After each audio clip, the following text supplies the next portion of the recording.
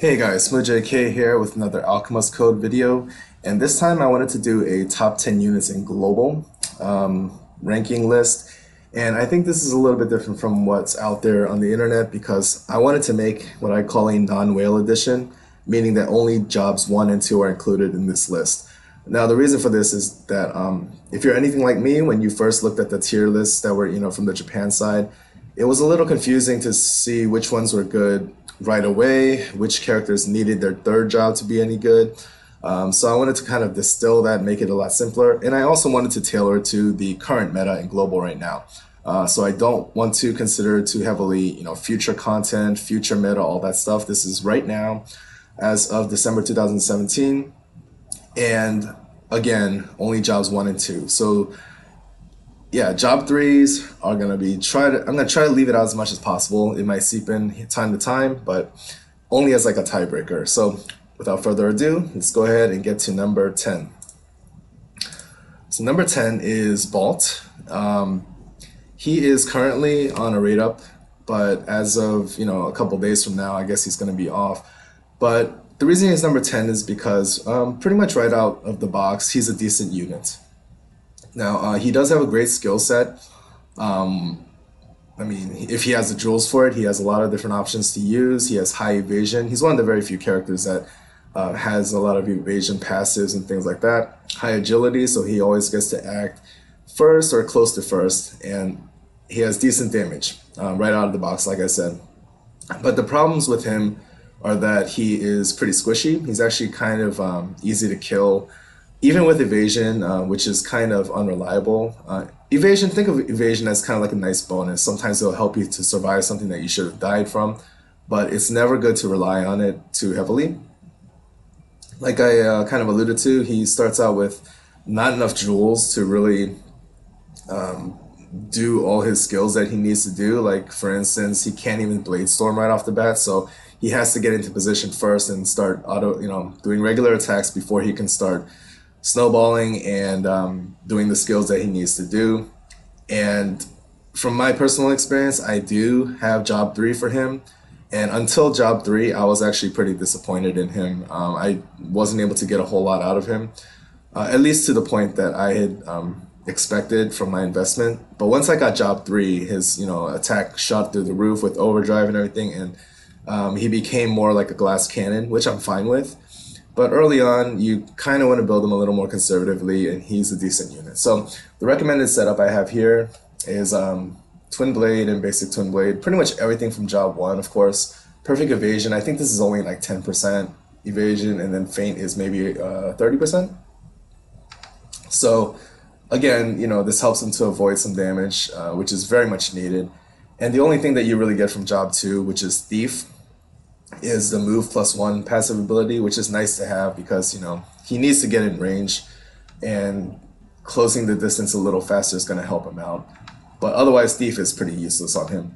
Useful abilities: Twin Edge is a nice option if you need that extra little damage from like the normal attack's not going to kill the enemy, but Twin Edge might. Spin Slash is nice if you have enemies kind of surrounding you in a cross shape. Blade Storm is my favorite. It's like a 3-range attack, kind of. Actually, maybe more than that, but it's basically his long-range attack. It looks really cool, but he does need a substantial number of jewels, I think 36, which is more than he starts with. Triple Edge is kind of like the better version of Twin Edge, and it costs a lot of jewels, but it does the most damage, of course. Charged Edge, I believe these are kind of like his basic Twin Blades that help him to increase his evasion or something like that, or his attack. So I'm sorry, I don't quite remember this, but yeah, these basically are weak attacks but also give him a passive upgrade. So yeah, he's a physical damage dealer, base 5-star, so he is kind of a whale unit. Like I said, job 3 is where he really shines, but he is usable from job 1 right out of the box, and if you get job 2, then at least you get the move +1. So number 9 is Caris. She's a ranged attacker, base 4-star with a thunder element. Her preferred job is probably just gunner. There's really nothing like exceptional about her, but ranged units in the game right now are pretty effective. She does have some AoE options once she unlocks Crafter and Crafter, in my opinion, is kind of like a baby machinist job, but you know, it gives her a little bit more versatility there. Her leader skill is useful for farming because I like to use ranged units for farming teams, and if you can get 20% on all missile attacks, that's really nice and universal. And if you're not up to par with like you know damage and all that stuff, you can always help out with using some of the disables that she has. Some of the weaknesses are that her mobility aren't the greatest. I think it's 3 and 1, which helps, which makes it hard to get into position sometimes and to really reach the enemy, even with her range. And like I said, she doesn't really do anything particularly well, at least not yet. Her recommended setup is marksman from her gunner class, and then job 2 should be basic firearms to kind of unlock craft. I'm sorry, not craft bomb, firebomb, and you know gives her some AOE options there. Her passives are all situational. Long shot's probably the most popular because it gives her a little bit more range, which she badly needs. But depending on whether you're using her in arena or not, I mean, she has stuff like extra agility, extra damage, extra range, and all that. You have to kind of choose what you want. And also, like, you know, whether you want her to counter shoot or whether you want her to have a little bit of extra survivability and so forth. Her useful abilities are headshot, like I mentioned. That's a nice disable. If you aren't able to kill the enemy right away, you can just disable them with headshot. Piercing shot is a nice kind of pass-through ability that will hit multiple enemies in a line. Pinpoint shot is her best single target, and it can stop the enemy. And then firebomb is the AoE attack from her crafter job. So that's Caris at number 9. Number 8 is Yomi, and I would say that so far the previous 2 jobs have been viable at job 1, but with Yomi, I think you need to have job 2 to use her really. At job 2, I'm going to assume that you're a ninja Yomi here. At job 2, she has great mobility and agility. She's very fast, of course. She has elemental coverage so that, you know, if she picks the right seal, she can always target the enemy's weakness, which helps her damage, of course. Unfortunately, she is very squishy, and she's so mobile that she gets to the enemies pretty much before anybody else does. But then that's not a good thing because the enemies will aggro on her and basically she'll die. So I've never seen a ninja Yomi survive through like, you know, advanced stages and, you know, carry the whole thing. She's great for easier content, or she's great at strategically picking off, you know, backline enemies or getting around and stuff like that, or getting treasure chests. But as far as like, you know, just going in there and dealing brute damage, you do not want to do that with her. And she has no AoE, so she's not, you know, necessarily the best farmer, but her speed kind of make up for it sometimes. Her recommended setup is ninjutsu, basic ninjutsu, return curse, which is from her job 1, ninja stealth, which just makes her mobility that much more godly, and then mind up to +2 from her first job to just help her survive some magic attacks a little bit better. And her useful abilities are all seals, depending on the elements and depending on the matchup. Golden Bind, which is a nice single target stopping ability that also deals some damage. And then Utsu Semi, which increases her evasion. And, you know, again, that just helps her to survive, which she badly needs. So that's Yomi at number 8. Number 7 is Zangetsu, and I'm sure a lot of you guys have him. He was a very popular pickup or character right early in the game. He has extremely high potential for physical attack, and he can also buff himself 2.5x. So yeah, he can dish out tons of damage. He has both single target and AoE options, and of course that depends also on which job you pick. I went with job 1, Samurai, as his preferred job. But this is a rare case where either job is like almost equally as good. It depends on the situation. Martial artist is good also. That's the second job. It kind of deals more raw damage, I guess, and you have access to certain... I'm trying to think what situations you'd be using that instead, but it's just more raw damage. But Samurai has, you know, defense ignore, which can help you take out tanks. It can also have, you know, certain like drawing slash can have like a certain nice range. You can also get some range with his steel cutting flash. So there's different situations, but I also like the look of the Samurai better. His weaknesses are that he has very low agility if you put single blade as a passive, and for the most part you do want to do single blade. Basically that just gives him a ton more attack, and that's what makes him viable in the meta and everything. But it is going to make his agility very low, which makes it, his turns are going to take forever to come around. So that's why I say he relies on support for best results. It's good to have like a Chronomancer speeding him up or overclocking him so that he can attack as much as possible, because he can dish out a ton of damage.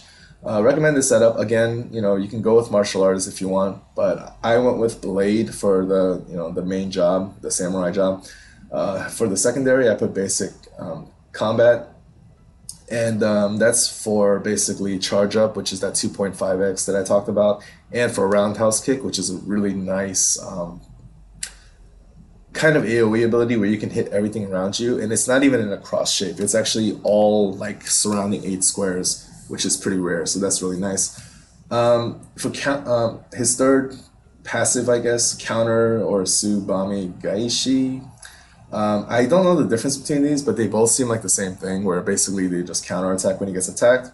But I personally have gone with counter because for a while I was using something that enhances the counter, but I'm not anymore. But it's max level anyway. Also, single blade is a must, unless you're fighting against weak enemies and you'd rather have faster turns instead. And I went with toughness from his second job just for some extra HP. But if you do happen to use the martial artist job instead of samurai, then I would definitely use strike mastery for the extra damage. Useful abilities, again, drawing slash has a nice little like 3 squares in front of you kind of thing laterally.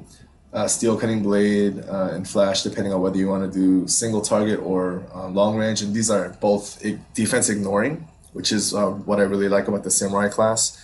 Charge up, again, 2.5x, and then roundhouse, I've already talked about that. So Zangetsu can be a powerhouse, just needs a little bit of support. Number 6 is Lucian, and kind of to make up for the Zangetsu martial artist situation, I guess, I've gone with martial artist being his preferred job here. But Beast Tamer is also good. It just depends on what you want. Beast Tamer has a lot more mobility. It's like 4-4. Martial artist is 3-2. But yeah, martial artist is going to pack more of a punch, no pun intended. He's just solid all around. He doesn't seem to die very easily. He dishes out good damage. Nothing really sticks out about him quite yet, but he just seems to always be a good addition to any team. He is weak to magic. He has no passives or anything that really help him out in that department, from what I've seen. But, magic is relatively rare, especially since the Mian event has gone away. So I wouldn't count that against him too heavily. And like I said, he doesn't have anything that completely stands out as elite yet. Until he becomes a holy brawler, then he's just a boss. But he is still very good right now. My recommended setup for him, of course, were basically all martial artist abilities: combat, basic combat, counter for obvious reasons, and then Feral Kid from his Beast Tamer job just for the extra agility, and then strike mastery for the extra damage. So he's able to be pretty fast and dish out good damage, and he's also not super squishy either. Useful abilities: Blasting Wave for a little bit of range, Divine Fist, which is extra damage against humans, which is most enemies, I would say. Charge up, again, we've talked about this with Zangetsu, the 2.5x, and roundhouse kick, same thing. And condition control, I just threw that in there because, now that we're facing more and more debuffs and disables, it's nice to have a way to get rid of that. And it only costs like 8 joules, so you're pretty much always going to have it on hand. So very solid character all around. The next character, number 5, is Rahu, and she is viable right out the gate, but I think personally, optimally, you want to have her second job as well, so that she's a little bit more versatile. She starts out with a very large jewel pool, which is kind of typical for mages, I guess, because they're useless without it. But yeah, she can put it to very good use. She has something for every situation. She can support, like quicken or overclock, depending on what primary job you have. She can heal with the bishop class. She can disable, like freeze or something like that. Or she can nuke with shining, again, the bishop class. So She's never going to be standing around not having anything to do. She's always useful. Her weaknesses are, of course, you can probably guess that she's squishy. Dies very easily, but if you're doing things right, you should probably not be in the middle of a big fight. Supports aren't quite the meta yet, I would say, in global, but we definitely know that it's coming. In fact, some of the meta in the future is going to be basically like one very elite damage dealer, multiple chronomancers just basically overclocking that character over and over and over, so that, you know, that elite damage dealer is basically doing all your damage for you. So we know stuff like that is coming, it's just not quite here yet.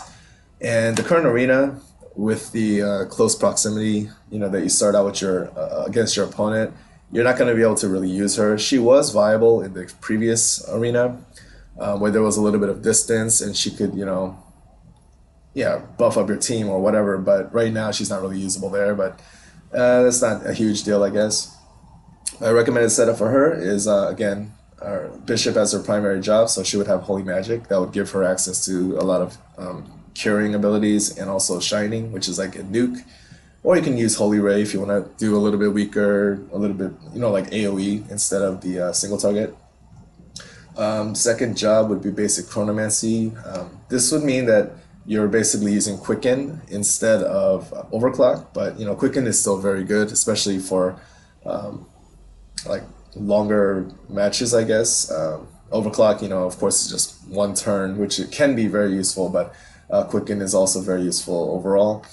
Magic Barrier +2 from her second job, just to give her more survivability against mages.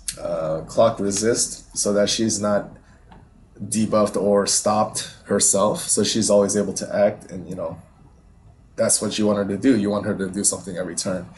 And then finally, you can use either Regeneration for just, you know, passive healing, or you can use Time Leap if you expect a very long match and you need more uses of your skills. It just depends on the situation. I would mainly go with Regeneration because I haven't really run into situations where I run out of skill uses, but you can see that being possible. And then I've already alluded to these, but her useful abilities are Holy Ray or Shining, depending on AoE or single target. Quicken, Curing, Embrace, or Grace. Again, that's kind of like a weaker AoE versus one full cure for you know, a teammate, or Freeze to just stop an enemy completely. So she has a ton of good useful skills, and you also know that in the future she's going to be viable as well, because yeah, Chronomancers are basically the it job in the future, and she also gets Enchanter as her job 3, which reduces her casting time, which makes her even more effective. So very good unit right now and into the future. Number 4 is one of my personal favorites, Lofia. She is a pretty tanky unit. I wouldn't call her a pure tank or anything, but well, we'll get into why exactly, but she's especially tanky against magic. So, you know, if you played the Mian advanced level, you knew that Lofias could just basically run around and be immortal if you had her built up. She also has great elemental damage. Don't be fooled by her low P attack numbers. I think what they do is they take her P attack and her magic attack and, you know, calculate that way, because she actually dishes out pretty good damage, and she's always targeting the right element. You know, so you would expect good numbers there. She's also a rare counter in the game right now to fire enemies, and what I mean by that is that right now in the meta, or the levels that we've gotten so far, I would say the majority of the enemies have been fire based. Like the boss in the current farming event for Chloe's equipment, like for instance, is fire. In the Mian level, most of the mages were fire-based, so, you know, the fact that she's water makes her that much more tanky and that much more damaging when she actually attacks. And another plus is that she's completely usable from job 1. You don't need to get a dupe of her necessarily, because pretty much all of her skills are in job 1 that you want to use right now. Her weaknesses are that she's slow, but that's kind of expected for any tank in the game. And one could argue, I mean, this isn't really a weakness, but you could argue that, you know, she's not really at her best until she gets her job 3, which is a Chronomancer. And the reason why she's so good as a Chronomancer is because typically they are squishy, as I mentioned, with like Rahu or whatever, but the fact that she has some of the magic swordsman passives and things like that, plus the chronomancy, makes her a rare breed of a tanky support. Her recommended setup for now, though, is basically all magic swordsman stuff, magic blade, basic magic blade, absorb jewels, which counters by stealing jewels, which is really cool. I underline Divine Shelter because, in my opinion, this is by far the most OP passive in the game right now. It basically makes you resist any element in the game, and because every enemy has an element, you're basically resisting everything, whether it's a physical attack or magic attack. This is what makes her tanky. It's not really the stats that do it, it's this passive right here. And from her job too, the only thing really useful is resist magic. She doesn't need any like, fast casting or anything like that because you're basically using her spell blades anyway. So resist magic just helps her to not be debuffed, which is useful, of course. Her useful abilities are basically all of the magic blades. Some of them are single target, some of them are ranged or in a line, and you want to match it with the proper element, of course. Fire against wind, wind against lightning, lightning against water, and so forth. And I give a special mention here to Stone Sword because in the cases where you can't kill the enemy, but they are still a threat and you want to take them out, kind of, what you can do is you can petrify them and they're basically stone for the rest of the entire match. And you can just move on to a bigger threat and clear the map and come back to that stone enemy later. They're not going to shake out of it or anything like that, so you don't have to worry about it. Very, very useful skill. I call her a tank for now, but of course in the future she will become a tanky support. She's only a 4-star, so she's not impossible to get. And again, water element is kind of rare right now, and it's nice to have. So yeah, that's why she's number 4. You can rarely ever go wrong with Lofia. And number 3 is Reagan, another rare water unit, I guess. The reason she's up here, or I keep calling her, okay, it's a guy, it's a he. The reason he's up here is because he is by far the easiest sniper to unlock. And as I mentioned with Caris, the ranged units in this game are thriving right now because the meta is so favorable to ranged attacks. And of course, sniper is the best ranged class, arguably. And yeah, you can just pick off enemies from afar, and enemies are weak enough that snipers are able to one-shot them for the most part. So that's what makes Reagan so good. You can unlock the sniper job at the second job, which is very rare. Usually sniper is reserved for job 3. So you only need to pick up, well, I guess you would technically need 3 copies of Reagan, but after you get the first one, you only need like another dupe and then 5 more shards. So, if you get enough login bonuses or you have 5 elemental shards or whatever laying around, you can unlock the sniper class. Very, very good stuff. He's also very good right now because water is a favorable element because there's so many fire enemies. That makes him better than like my Elmira sniper, because Elmira's not water, it's not quite as much damage. And you've seen Reagan solo a lot of content already. The weaknesses for Reagan are that he is pretty much useless until job 2.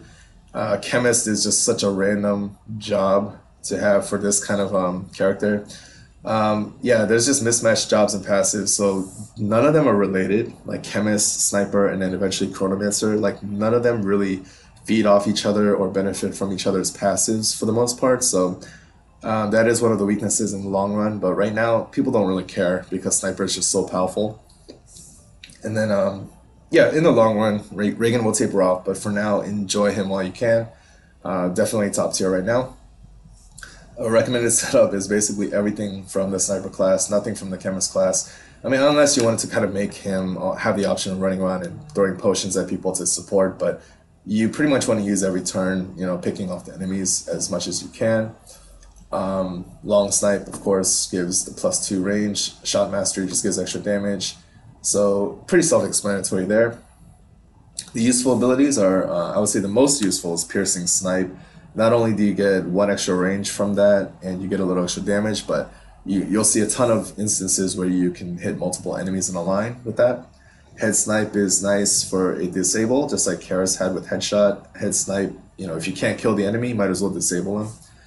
And assault burst is kind of a high jewel kind of situation in a straight line, but can be very useful sometimes. Camouflage can be useful if you want to have some evasion and survive if you happen to be caught in a tough spot up against some tough enemies. And then bullet snipe is kind of like a close range lateral 3 square attack, kind of like Zangetsu's drawing slash. So I just threw that in there, but you're probably mostly going to be sticking to piercing snipe and regular attacks. So that's number 3.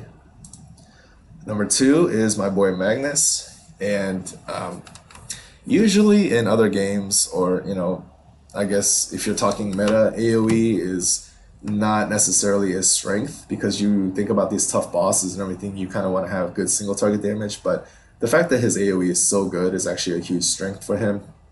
He also has surprisingly good range, especially if you use long shot on him. It's not quite sniper level, but it's also better than a gunner, so you're gonna definitely appreciate that.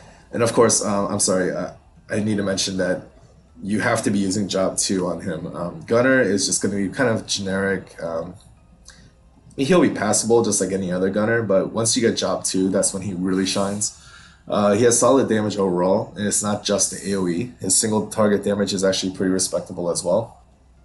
He has decent mobility, agility, and survivability. Just kind of his stats are solid all around. There's no like apparent weaknesses. And one of the cool things about him is that lightning or thunder units typically are very weak to wind, but he has a fire-based, he has a couple of fire-based skills so that he kind of counters his weakness. So instead of having a resisted attack, it'll basically come out neutral. So he has no bad matchups, essentially. His weaknesses are that he's not the absolute best at single targeting, but as I mentioned, he's not bad either. I'm just trying to throw in some weaknesses here for the sake of it. And as you play him, you'll kind of wish sometimes that he had a few more starting jewels so that you could use things like bombshell or whatever right off the bat. But craft bomb is more than usable, more than passable, and it's a nice go-to AoE ability that doesn't cost too many jewels. I think it's like 20 or something like that. His recommended setup is going to be basically, as far as his active abilities and his counter, it's going to be all machinist stuff, gunnery, basic gunnery, and reactive armor. I know that sounds like gunner class stuff, but it's actually the machinist. And for his passives, it really depends on what you're using him for. Shot Mastery gives you a little bit extra damage. Booster +2, I believe, gives you extra agility, so you can act faster. And Long Shot, of course, gives you that +1 range. If you were using him for Arena, I would go with Shot Mastery and Booster, because you want to act faster and you want to do more damage. But if you're in like a map, clearing enemies and things like that, you would definitely want to consider Long Shot to, make him a little bit closer to that sniper range. I would probably go with Long Shot and Booster so that he can act more, depending on whether you need that extra damage or not. For the most part, he does okay in the damage department. His useful abilities are Craft Bomb. That's kind of his go-to AoE. Pretty cheap to use, almost always available. Heavy Flare, if you need a single target fire attack against a wind enemy. Bombshell is like the better version of Craft Bomb, but it's definitely more expensive to use. Has more range and I think a little bit more damage as well. And then finally, if you have a lot of jewels saved up, Dynamic Buster Bomb is his strongest ability, and it basically shoots in a line in front of him.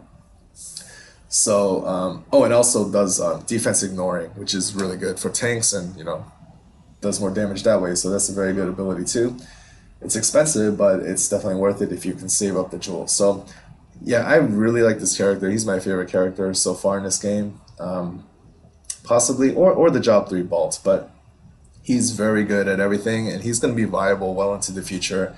Even if not for the toughest content in the game, he's always going to be useful for general purpose and farming and things like that. But right now, he's even usable for the toughest content there is. So, very, very good character. And once you get his Job 2, you're pretty much set, because Job 3 is Ninja, and he doesn't necessarily need anything from that class. Before we get to number 1, I wanted to talk about some honorable mentions or special mentions. And mainly, it's all of the free characters, and then there's a few others. So I'll talk about the free characters first. Logi, DS, Retzius, whose farming event is ending in a couple of days, and Mian. I guess Chloe would fall under that category for now, but the top four are up there because right now it's possible to farm enough shards for them for free to get them limit broken all the way to level 85. Now, early to mid game, levels don't matter that much. It's more about job levels, getting them to job 11. And once you do that, it's kind of like diminishing returns. But once you get up to the really high level stuff, level 80 plus is going to make a difference. There's a significant stat difference there. And you're not going to have a ton of fully limit broken gotcha units. So, having these level 80 plus free units is actually going to be very usable. You see these in the high level arena even. Because, yeah, I mean, it's just that important to have those levels. Logi is obviously a very good tank. Very solid tank, I should say. He's not the best or anything, but it's easy to build him up to be a very strong tank for you. Diaz can actually get really high damage with like power up and overdrive. Basically any Dark Knight can, but he becomes a glass cannon, and that's actually pretty important in the current arena. So you see him actually a lot in the top 50. Really high level DSs with tons of attack. Retzius, when he first came out, he actually only had, I think, Thief and Beast Tamer, which, I mean, even for Beast Tamer, I guess that would have been kind of usable. But once he got his third job, which is the Twin Blade Swordsman, just like Balt, I think that just took him to another level. So he has a lot more skill options and passives that make him a lot more usable. He's not going to be as good as a whaled out Balt, but for non-whales and free-to-play players, with the combination of passives that he can get from Beast Tamer and the Twin Blade Swordsman skills, he can actually be a very good unit, especially if you get him high level. So, yeah, he's surprisingly good. I wasn't expecting that. Miane, or Mian, we basically just finished her event. She's good because she has Bishop and Mage. And, healing is always going to be useful. Mage is kind of so-so at the moment, I think, but having a very high level bishop or mage is going to be pretty useful in some circumstances. Probably, I think she's even like not the bottom tier in Japan even now. Even in recent tier lists that I've seen, she's actually kind of moved up to middle of the pack or a little bit lower than that, but she's definitely usable. On the bottom row, these are mainly gotcha units that are somehow overshadowed at job 1 and 2. Remember that I'm not factoring in job 3 too heavily into this list. So Anastasia, she's another Dark Knight that can have pretty good damage, but like her crafter ability is kind of so-so. If you have a high level DS, you're probably going to be able to get his stats better than her for the most part. So that's partly why she's in the honorable mentions category and not in the top 10. The second character, I don't know how to pronounce it, starts with an ME, but she deserves a special mention because she's the only job 1 and job 2 character that we have so far that has both mage and enchanter. And the reason that's important is because, one of the biggest drawbacks of mage class in general right now is just the long casting time. And Enchanter has a swift cast passive, so you combine the two, you actually get a usable mage for once. So that's why I have that character as an honorable mention, but I don't think that's really meta right now. The third character over is Elmira. Elmira has a couple of interesting classes, Hunter and Beast Tamer, which both by themselves are usable classes. I have mine up to job 3, which gets the sniper class, so you get a lot of potential nice passives and combinations of passives and things like that with her, but at job 1 and 2 she's still pretty usable. The fourth one over is Chloe, who is now technically a free unit. Chloe is very, very comparable to Loki. There are some pros and cons. I mean, Chloe has her character specific sword that you can farm up right now, Dazzling Blade. So with a 5-star sword and that special ability, she's actually pretty good.